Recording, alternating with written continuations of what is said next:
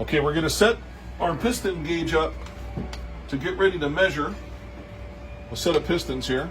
So first thing we're going to do is we're going to use the standard here. We're set at 4-inch. We're going to get the indicator right at 0. So we know that is 4 inches. So that's our standard. Just like a bore gauge, but it's an outside bore gauge, okay? Next thing is we're going to set the height. So right now it's at 500 and they want to measure it at 400. So we're going to raise the table up 100 thousandths.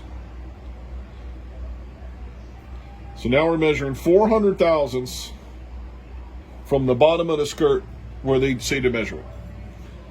Okay, I'm going to pull the spindle back.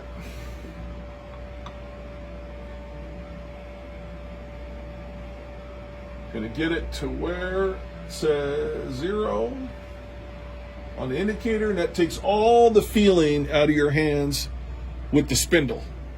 Okay, so with that, we're going to come up here and we're going to write measured at 0.400 from the bottom, BT. And then we're going to go to cylinder 1. So with 4, 1, 60, and 9, we're going to hit data.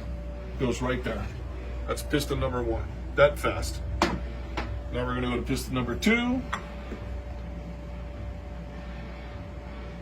we're going to see that it's the same. It's a little, maybe 100th off. Data set. Goes right to that. Piston number 3.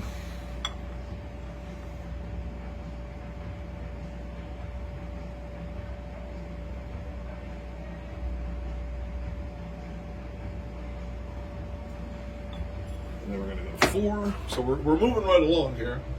So you can really get a set of pistons measured, you know, in a couple minutes accurately without relying on the spindle resistance that you would have in your finger that you would measure different than I would measure,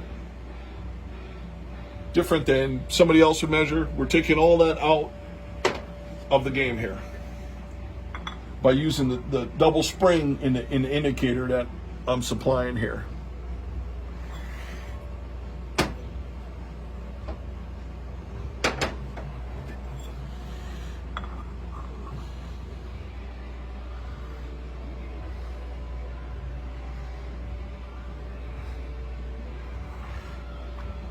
And the last piston here.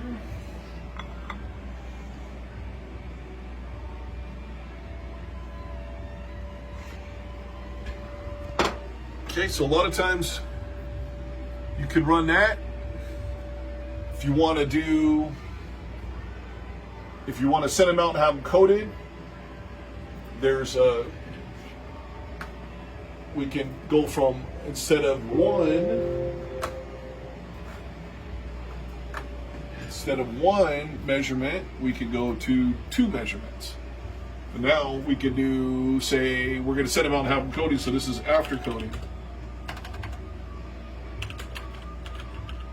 And then when they come back, we can put that in the V column. Pretty simple. That's all there is to it.